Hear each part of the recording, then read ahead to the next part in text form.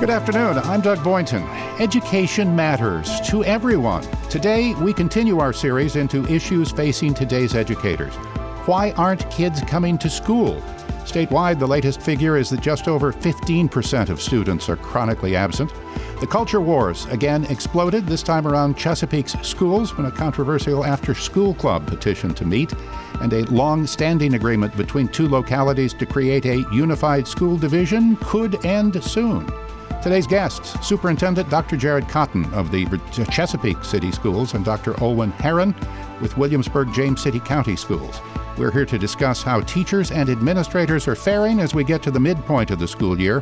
They'll also take your calls, comments, and questions right after this news break from NPR and the WHRO Newsroom.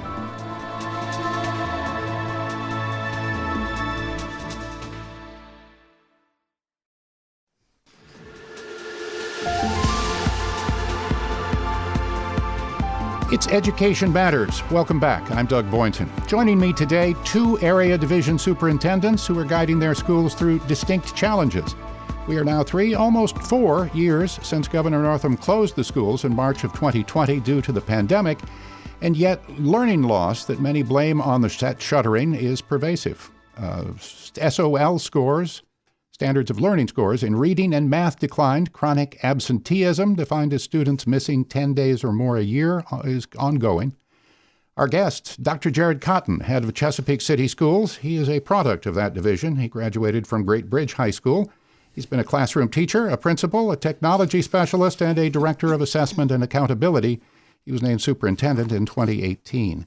Dr. Olwen Herron is a native of Northern Ireland and has been a classroom teacher and administrator. She was the acting superintendent in the Williamsburg James City County Schools prior to be named to lead it in 2017. Our numbers to call if you have questions, 757-440-2665 to join the conversation. Also, your questions and comments may be posted on the WHRO Facebook page. Thank you both for coming. You are not strangers to each other, right? No, as a matter of fact, we worked together in Virginia Beach a few years ago, right? Absolutely. I was Director of Organizational Development, and I believe you were in charge of accountability, Dr. Cotton. Yep, we've been good friends for a long time. As we look at what has happened since the pandemic, it was, I guess, a game changer in many ways. Absenteeism, chronic absenteeism shot up. The numbers I have for Chesapeake, 13.2%. For Williamsburg, James City County, 16.2%. Governor Youngkin has blamed the previous administration in his all-in VA plan. What are the causes, and what are your districts doing about that, Dr. Cotton? Great question. Actually, that's certainly something we've been focusing on quite a bit. During the pandemic, of course, many of our students learned from home. Right. So as a result, we had to look at how we were engaging our students daily in the instruction, even though they weren't physically in the building. And unfortunately, some of that has carried beyond the pandemic, and we do have issues with absenteeism. I'm happy to say that it continues to improve for us in Chesapeake. And really what we've done to combat the chronic absenteeism, all of our schools have task force in place that are addressing it at the school level. What we have found is not only is it important to address it at the division level, but the schools have to engage in that process as well. And they're doing lots of incentives in their schools to encourage students to come to school and to participate. We had a great campaign along with the state on addressing absenteeism in September, and we did a lot of activities and webinars for our parents, just reinforcing the fact that attendance matters. And fortunately for us, we have seen some improvement. Dr. Herron? Yeah, absolutely. Been quite a challenge for us as well. And we've put a lot of things in place over the last year to address chronic absenteeism. In fact, in December of 2022, when we looked at the numbers, we were trending much worse than where we ended up. We were 27% chronic absenteeism. At that point, we really started working with schools. We have committees at every school. We have an attendance multidisciplinary team in the community with colonial behavioural health, court services, Commonwealth attorney, and social services all working together on chronic absenteeism and meeting monthly to strategize. We've a team at every single school, and we have guidelines for every school to really how to contact parents and involve parents in getting kids back to school.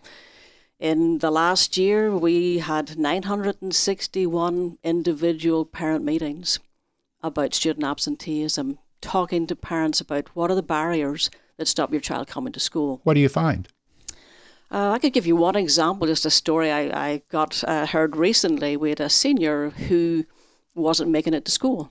And when we got the parent and the student and our staff in a room to talk about it, basically when the parent left for work, the student was falling asleep and not waking up to go to school some of the days, and therefore becoming chronically absent.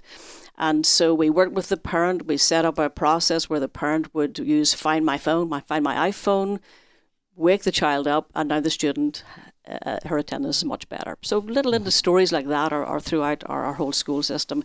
But our staff and the school level staff have done a tremendous job in turning everything around. One other thing we really focused on was in communication with families. Our division newsletter, our school newsletters, we had a template where we were provided data. If your child is absent this number of days, this is how it's going to affect their achievement. And so we really focused on individuals and then more broadly as well in communication efforts. When I was a child in the Stone Age, they threatened the truant officer, and they would come and knock on the door and say, "Get your Fanny to school." Do you have truant officers? We do. Actually, we do have truant officers who do go to homes and follow through with families, but also our school staff go to homes and follow through with families. And Dr. Owen, I appreciate you mentioning the process of engaging the parents, because we have a similar process in Chesapeake. After a certain number of days, we meet with parents, we talk with them, we include the child and the parents in that conversation, and we come up with a plan, as you've said, to help them with their attendance, and that has been effective. But again, it comes down to our staff and our school buildings who do an incredible job of connecting with students and families, to doing everything we can to make sure that they can attend school. How much did the pandemic affect? I mean, that was when it ballooned, was during and after the pandemic. How much did that have to do with it? I think it had an incredible effect. I mean, we were at 90% attendance. Only 10% were chronically absent, usually with illness and things like that. But it did obviously get much worse during the pandemic. I mean, if I could give a sense, it's not just the parent conversations. We had 1,600, 1,700 students on academic attendance plans for attendance to change their behaviour and try to get them back to school as well. Also, you mentioned the truant officer. We didn't have any in Williamsburg, but we've just are using the all-in funds provided by Governor Youngkin to create a new position, attendance specialist, and that person will be taking the role of a truant officer for us over the next 2 years using all-in funds. And I'm glad you mentioned that, because some of those funds do go towards chronic absenteeism, right. So we have some strategies we put in place to address that as well. It was not only chronic absenteeism, but test scores went down, and the governor made a lot of, I think, political comments about that, but a lot of it was real as well, right? I mean, the test scores did go down. Absolutely. Certainly, we all faced challenges during that time. I would say, Dr. Owen, you probably agree that was probably the most difficult time in our careers, dealing with the pandemic and working through those challenges, and making sure all of our students were engaged in learning. If you have questions or comments, our numbers are 757-440-2665, 800-940-2240. You can also ask your question at the WHRO Facebook page. $418 million, I think that's the number the governor touted when he said was going to be available for school districts. He specifically mentioned at the time tutors. Are you able to find enough tutors to help? I don't think we ever find enough tutors to help. It is challenging because, as you know, and as you've mentioned already, we're having difficulty finding staff in various areas that we may get into a little bit later. But tutors in particular, what's good is that we have some flexibility on who we can hire and what qualifications they need to have. Initially, when we're hiring tutors, we try to get certified teachers, but of course, with the number of tutors and support we need, they don't have to be certified teachers to serve in this capacity. But here in Chesapeake, we have $14.7 million actually allotted through the end of 25-26 school year, and about 55% of that, or $8 million, will be spent on tutoring K through 8 reading and mathematics. But in particular, we're having trouble getting students to stay after school. So after school and in the evening and even on the weekends is a challenge. So one of the things that we've been trying to do in Chesapeake is to provide support during the day. And that's been lots of creative scheduling and work with our schools to find times during the day that we can support our students, because that way we can make sure they're getting the support they need while they're with us during the school day. And we've been taking a similar approach. We have hired 57 tutors already. We only have $2.5 million because we're a much smaller division, right. And $1.5 million is dedicated to tutoring over the next couple of years. So there are 55 tutors hired, but there's about 70 elementary teachers and 61 middle school teachers who are actually taking on a tutoring role as well, which is a lot of extra work, but teachers are willing to do it to help our students. And so they're tutoring. We have programs after school, which again, we're having difficulty getting students to come. And we also are using some of the tutoring resources during the school day as well. But I think the approach we're taking, where we're looking at online grade level content, grade level skills, and filling the gaps with tutoring, I think that approach is really, really working. We are taking your calls. What are your thoughts on learning loss and factors affecting today's classrooms? 757-440-1665. You can also post to the WHRO Facebook page, and we will return in just 1 minute.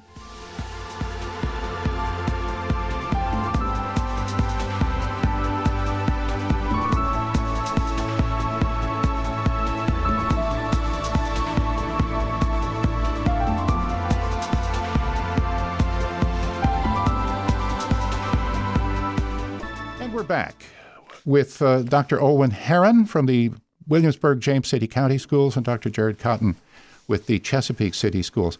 The pandemic, the effects went beyond learning and attendance, but also had some impact on social skills of the kids, especially elementary school. Is that, am I guessing that correctly? Yes, I would say that's accurate. We have had lots of mental health challenges for all students, I would say, K through 12, but I would say in particular our youngest learners. We've had some issues with adapting to school and adjusting to the school environment and the structure of school. And you have to remember that we had some very young students who spent up to 2 years outside of school at home. And so many of them are coming to school for the first time in second grade. They've already missed their kindergarten year and their first grade year in the building. So that's where a lot of those challenges come into play. And we certainly need support for those students to help them adjust. We also need support through counselors, which I know over the years they have been increasing the guidance counselor ratio to help support our students. But we've also been working with local partners and community partners to help with mental health. And we just don't have enough mental health practitioners to assist us with these challenges we're facing. I think it's one of the greatest staffing needs that we have is actually filling the positions of school psychologists, school counselors. We've been very fortunate. Our board made a commitment 2 years ago to go to one counselor to 250 students ratio, which is the national recommended average, and that really has impacted how we can serve students and counsel students individually and in groups within all of our schools, and that really has helped us with some of the mental health issues as well. That affects learning too, doesn't it? Absolutely. Because if the child is stressed because of the world around them, then they're not paying quite enough attention. Yeah, that goes back to Maslow's hierarchy of needs. You can't learn if you don't feel safe, if you don't feel secure, then you're going to have trouble concentrating at school. We talked about the children. What about the teachers? How are they coping post-pandemic? I think it's been an incredibly stressful time for teachers. I think the more we value, ask them what they need, support them in the classroom, provide the resources they need, and just are there for them at the school level and at the division level is extremely important. I think it speaks for itself. The turnover rate and the number of teachers leaving the profession And I think everything we can do to keep them is vitally important. I think really wraparound services for teachers are just as important at the school level as they are for students, and the community at large valuing them and thanking them. But I would say to everyone today, if you're listening to this radio session today, reach out to a teacher and say thank you. What are your teachers telling you about kids in the classroom and dealing with coming back to the school? Well, I would say that conversation has changed over time, because when they first came back, a lot of the responses I was getting from administrators and teachers is it was quite the challenge for students and staff to readjust to being back in school and being back in the classroom. Because you remember, when you're learning at home, you can get up and get something to drink, or you can walk around the room, or what I like to say, you can wear your PJs, during instruction. I discovered I could go to church that way too. Yeah, just business on top and PJs on the bottom. So of course, so we've had that conversation, and then of course readjusting to that. So our principals have told us that there were a lot of behavior challenges and frustrations on all sides, but a lot of that has greatly improved over the last couple of years, now that we've gotten back to a sense of normalcy in our schools. But initially it was quite a challenge. I think teachers will also tell you, and I've heard many, many times going out to schools to visit, they want to be there. They want to be in person with the students. What they had to create during the pandemic was really an incredible amount of work for them. And to have the student right there in front of them is really where they love to be, having that relationship and teaching them every single day. Did you note, was there an uptick in homeschooling, that kids went away and just didn't come back? Yeah, well, during the pandemic, we did have quite an increase in homeschool requests, and that was to be expected. We haven't fully recovered all of those families coming back to public school, but in Chesapeake, we did launch the Chesapeake Virtual Academy, which is something that we had planned to develop anyway, but the pandemic, as you know, accelerated that. And what's interesting is now we offer a K-12 online, fully virtual program where we have part-time asynchronous learning for the high school students, and we have K through 8. We offer synchronous and asynchronous instruction for those students throughout the day. And surprisingly, our kindergarten students, we have kindergarten students who are doing extremely well in the online program. Asynchronous. In other words, I could sleep through the day and take my classes at night. Yes, asynchronous. You can work on it at your own pace, and that's at our high school level. The synchronous is where the teacher provides the instruction in real time, but even in that scenario, there are breaks throughout the day where students work independently. And we have had great success with our youngest learners. Like I've always said, virtual learning is great for some students, not all students. Right. But what we have found is we have some of our homeschool families have come back to public school because of the virtual opportunity. And what we have families who travel the globe. We have a family who's on a boat year-round traveling. We have families who travel throughout the United States, and their children stay connected with Chesapeake Public Schools virtually. Dr. Herron? You have a similar experience? We don't have a virtual academy like Chesapeake. We did have one that we obviously raised up during the pandemic, which went very well, but the interest diminished each year since the pandemic. Students are offered the opportunity for full-time virtual learning through Virtual Virginia, so that's how we offer that opportunity for students. Are we reaching a new normal where we're going to have to do these kinds of different things? I think what we need to do as educators, it's all about personalizing for our students. I've had experiences over the years where I have students who are into athletics, whether it's gymnastics or seriously involved in some sport and at the competitive level where they have to miss school. And the old school education, we say you have to go to school every day from 8 to 3. And here's our schedule. You have to be in person. And we have to adapt and be flexible because we have students who are pursuing all kinds of opportunities that are all valuable and important to their learning and development. And as a school division, we have to offer those opportunities for them to explore those things, where in the past, we would say if you didn't fit in this mold with this schedule, you couldn't pursue that. And so I do think that the good thing that came out of the pandemic, if there are any good things, is it did accelerate our use of technology and our personalization for students. A reminder, our phone numbers are 757-440-2665, 800-940-2240. Also, you can post a question to the WHRO Facebook page.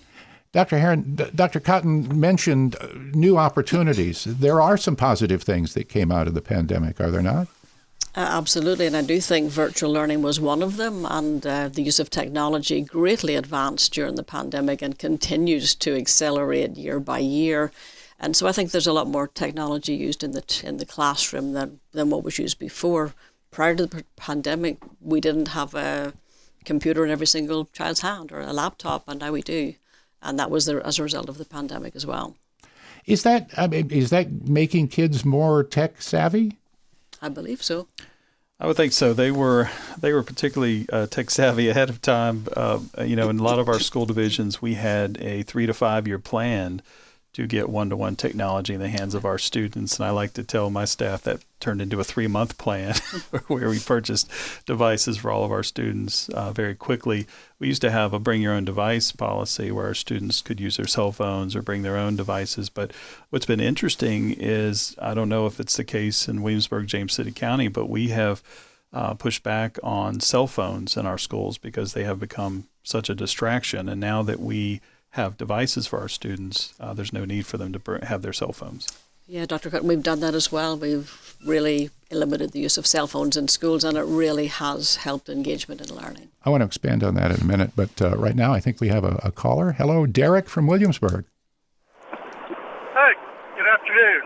My question for the superintendent is, given the benefit of hindsight, would you do anything differently now, knowing what you know?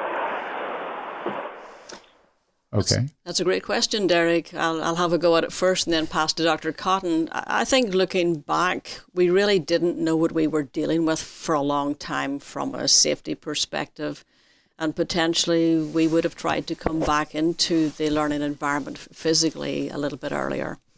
I think there's a balancing act there because we were concerned about teachers and students, and we certainly didn't want to lose teachers who were frightened to come back into the classroom. But I think in retrospect, we would have moved a little bit quicker.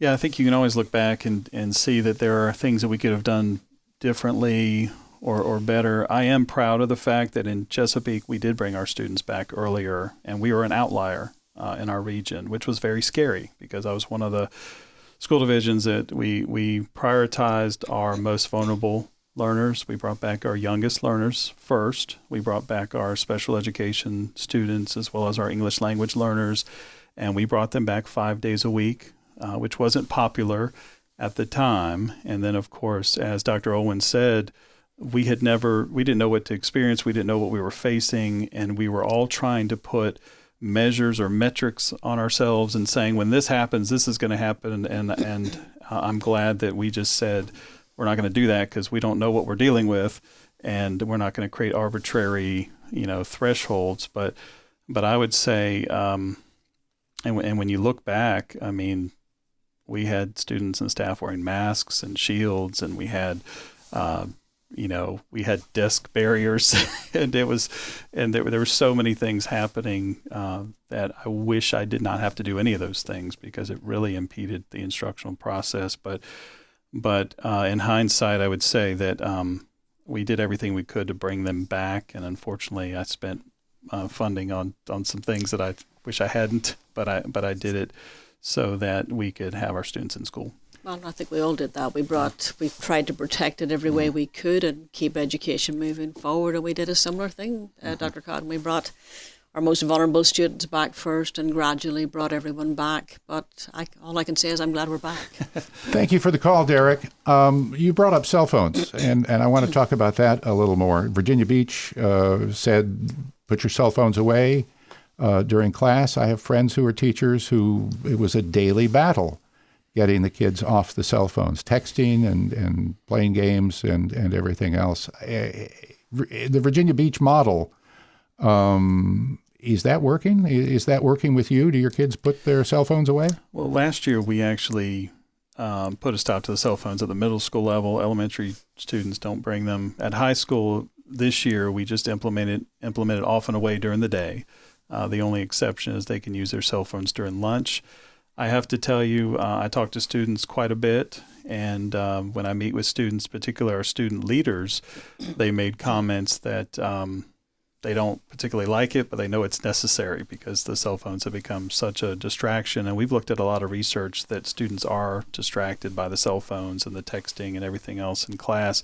But I have to tell you that since we've implemented this year, we have seen a significant decrease in behaviors related to cell phone use and or social media type things. So that has been a great plus. And we've also heard from teachers that it has really improved student engagement in school. And we've even had some funny stories where students are actually, playing chess or playing board games at lunch instead of using their phones. So we've actually had teachers say that it's really interesting, and principals saying it's really interesting to see students now engaging more in person than they have in the past. Dr. Herron? I think it's been most advantageous for teachers because they're not asking students to put phones away every single day. Similarly, no cell phones at middle school. They are allowed them at high school, but it's between classes and lunchtime, and the only time they're used in the classroom is if the teacher's using the cell phones for a particular activity. So it really has been a game changer, I think, in re-engaging students in learning. Our numbers, 757-440-2665, 800-940-2240. Our guests are Dr. Jared Cotton, Superintendent of the Chesapeake City Public Schools, and Dr. Olwen Herron from the Williamsburg James City County Schools. We'll be right back. You're listening to Education Matters.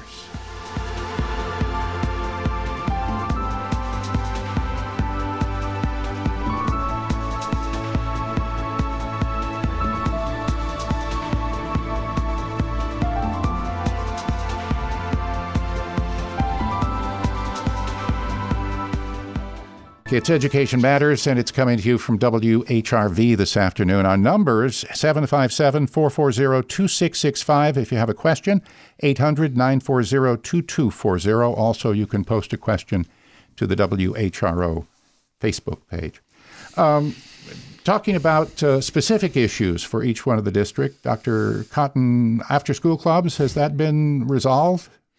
Yeah, we do think we're in a good place with our after-school clubs. There was lots of talk and controversy about the use of our school buildings, and we're not unlike other school divisions where we allow outside groups to rent or utilize our facilities for a fee. And then, of course, one of the things that we know to be the case is that whenever you do that, you have to be fair and consistent with all groups that want to use your facilities. I don't know if you have this case in your school division, but we have churches who sometimes use our facilities for a period of time temporarily. So we have continued to revise and adjust our facility use processes over the past several months, and right now it seems that we're in a good place with that.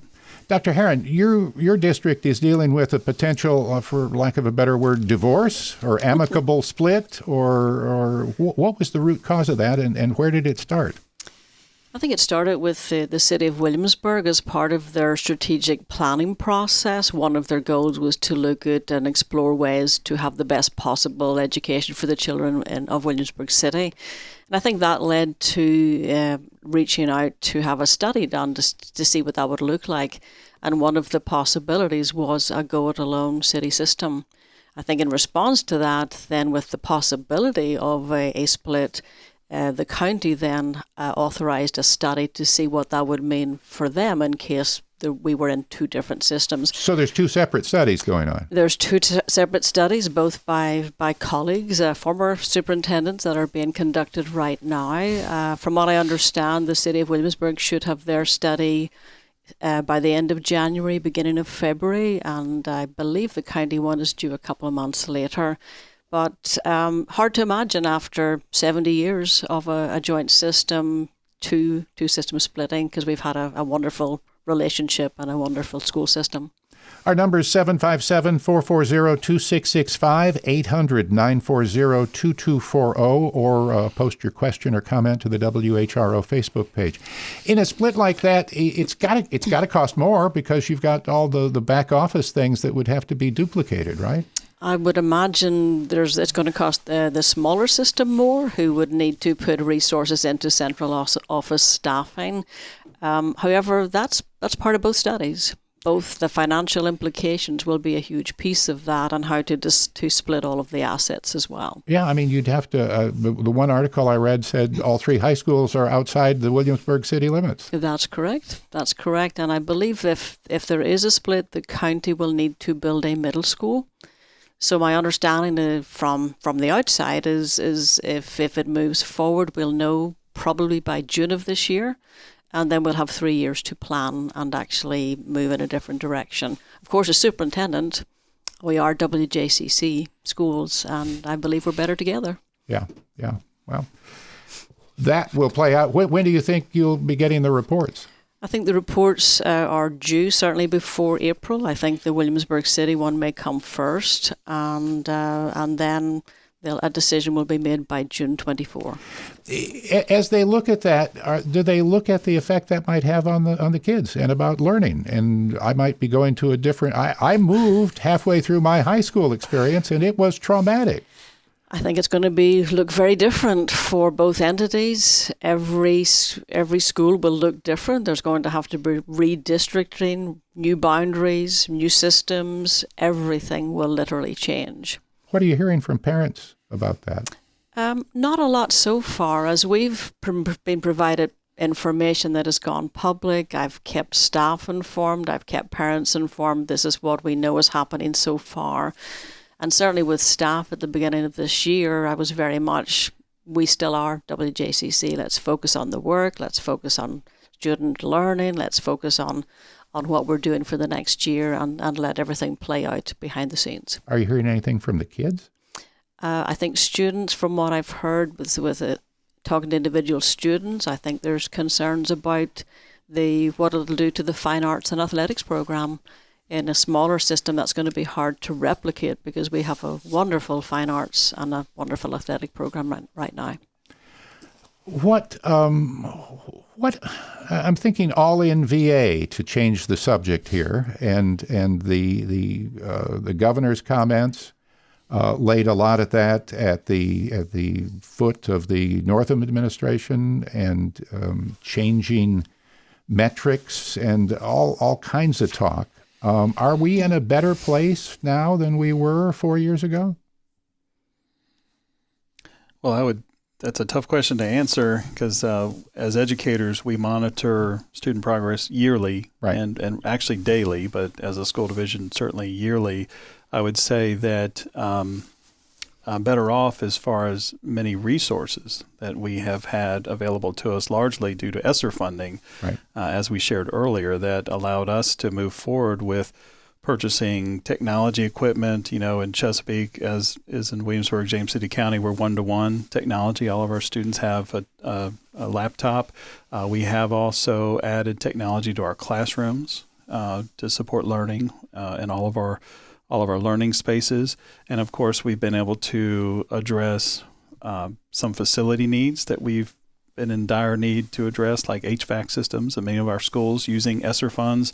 The challenge that we face now, and of course those are federal funds that were provided to us. But just to be clear, ESSER funds are, again? Federal funds. Federal funds, grant funding that we received, and really in response to the pandemic. So it has allowed us to do a lot of things over the past couple of years, but it goes away. It's not going to continue to come to us moving forward. Of course, as we mentioned with staff shortages, we're actually using some of that funding to help with staff shortages, right, with bonuses and so forth. But again, as we close out this year, much of that funding will be gone. So what we really need to look at is what are we doing beyond that. So from an academic standpoint, I think that we have not fully recovered to our pre-pandemic achievement, but we are making great strides in that area, and I'm incredibly encouraged by our teachers, our staff, our administrators, and the hard work of our students, because when we've looked at our student achievement data, we continue to make a full recovery, and we're not quite where we want to be, but we're getting much closer. Dr. Heron? We've had a similar experience. I think we've had a steady increase in student achievement over the last couple of years, and particular increase in K2 in our PALS assessment. We had a 16% increase, almost back to pre-pandemic levels, which has been wonderful. So I think all the potential and the momentum is there to get back to where we were. I think we're all on course. I don't just worry about ESSER funds disappearing. All-in funding is a one-time funding as well. Right. And so my question would be, the wonderful resources that we've been given for math and for reading, will they exist after the money goes away? Because currently our teachers are trained, they're putting big effort into using the resources, and we need them to continue. All in, well, to go back to one-time funding doesn't help continuing programs. It's a shot in the arm, I guess, so to speak, but you can't plan anything long-term with that kind of money. That's why what's happening in the General Assembly right now is extremely important for next year. General Assembly, the JLARC report indicated the number that comes to mind, and it may be wrong in my head, about $2,000 per student that we are not spending, that other states around us are spending on their schools.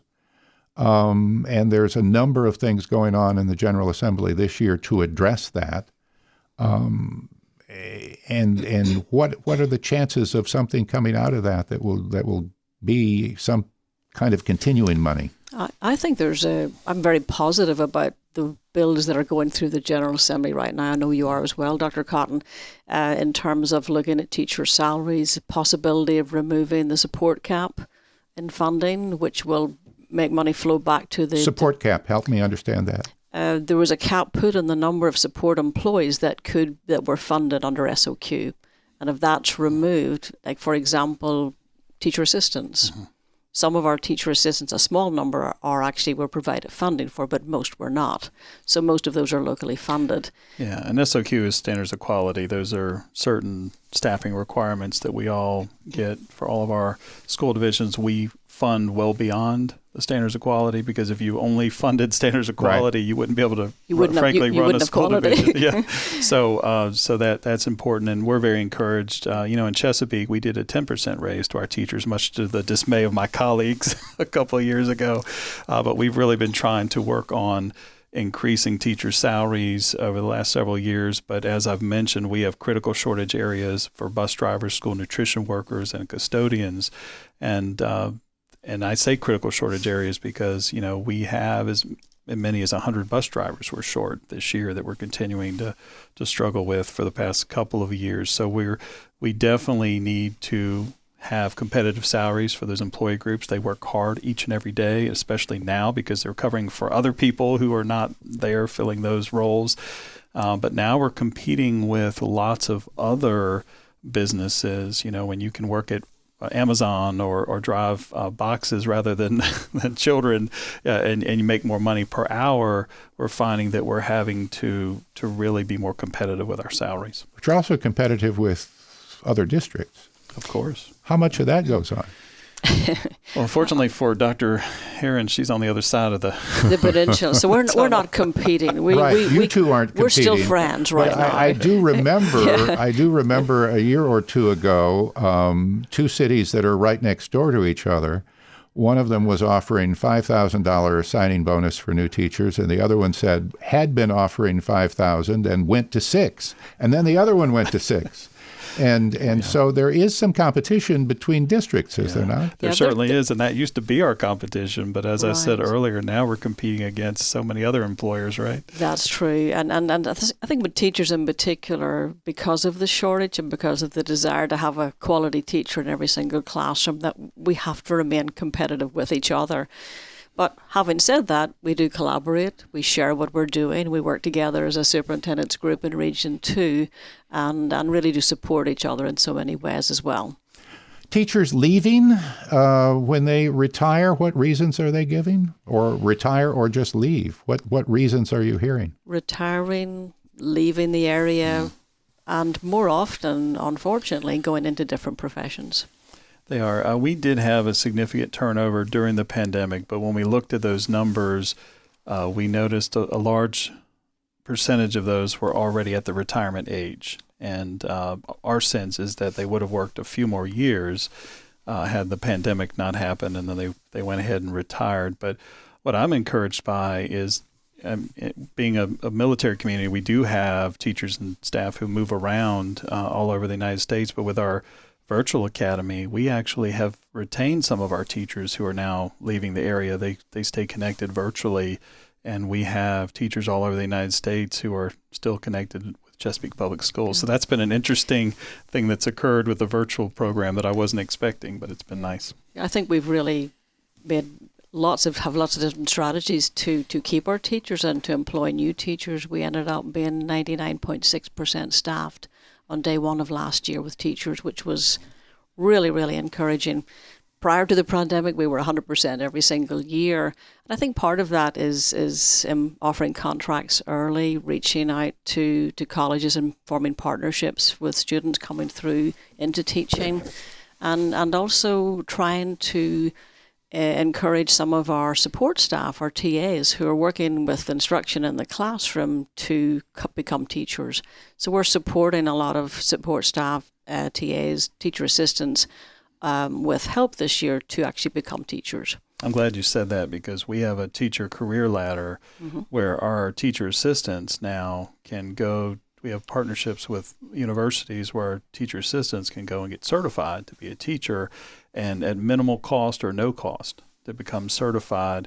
And we also, you probably do too, we have a student program where we have guaranteed contracts we give to our students who are Teachers for Tomorrow, which is one of our programs, where they get a guaranteed contract in 4 years when they come back after they graduate to come and work for us. So we've been able to hire a lot of our students in the future, which has really helped us.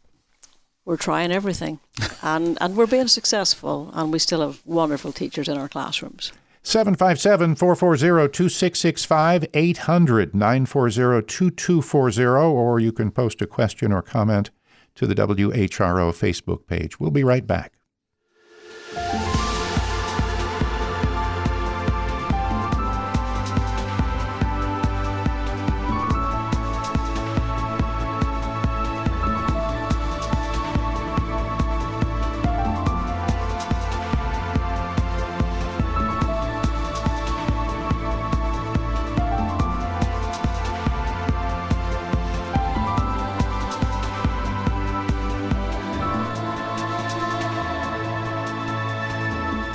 And we're back. It's Education Matters. It's coming to you from WHRV this afternoon.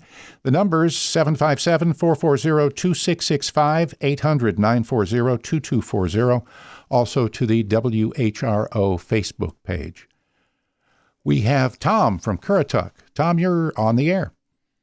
Yes, how do you do? I'm calling to ask what the schools are doing regarding ubiquitous financial literacy education for all students before they graduate high school, particularly things like the Rule of 72, which I only learned when I was 54. Go ahead. Tom, I'm not sure about the Rule of 72. I'm not familiar with it. However, every single student in Virginia is required to have a class in a course in financial literacy to graduate, and that every single student has that opportunity to learn. Yeah, I was going to say, in Virginia, all of our students are required to take the course in financial literacy. That was added several years ago. And I would also say that with our career and technical education programs, what we try to do is run like a business where our students learn how to manage money and work in that regard, because that's such an important lesson for our students to learn. But that was added several years ago in Virginia, and I think it was a good addition, of course. When I was a child, when I was in high school, not only did we have a class on keeping a checkbook, but we also had to walk around with a 10-pound bag of sugar that was the baby. But I do appreciate the question because there are so many financial lessons that our students need to learn, and many times you don't learn it until you've made all the wrong decisions, after you graduate or go on beyond high school. So what a great question, how important that is. I know in some schools, in my past experiences, we've run banks within the schools. We've partnered with local banks to help teach students about financial literacy. And we actually partnered, I want to say, last year with a group in our community.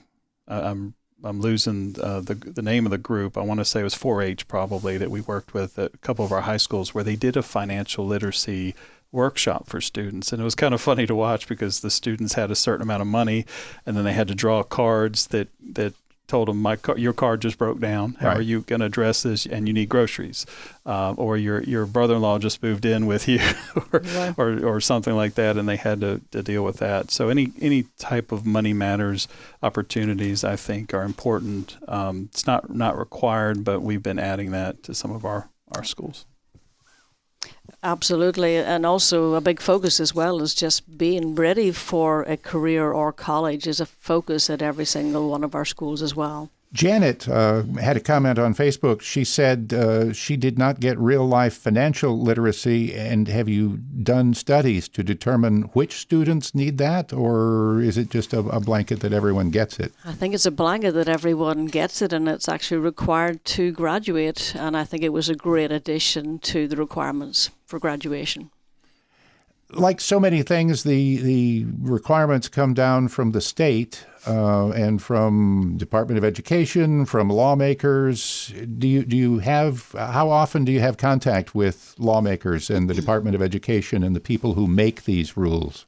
Well, that's so important. We actually do a legislative breakfast with our local legislators. We do that every year, and of course we invite them to school visits. I mean, we have legislators who visit our schools on a regular basis. As a matter of fact, I just had a legislator recently visit our Career Center just a couple of weeks ago. So we do have opportunities that we create for that. We monitor bills that are being proposed, and we check those very regularly.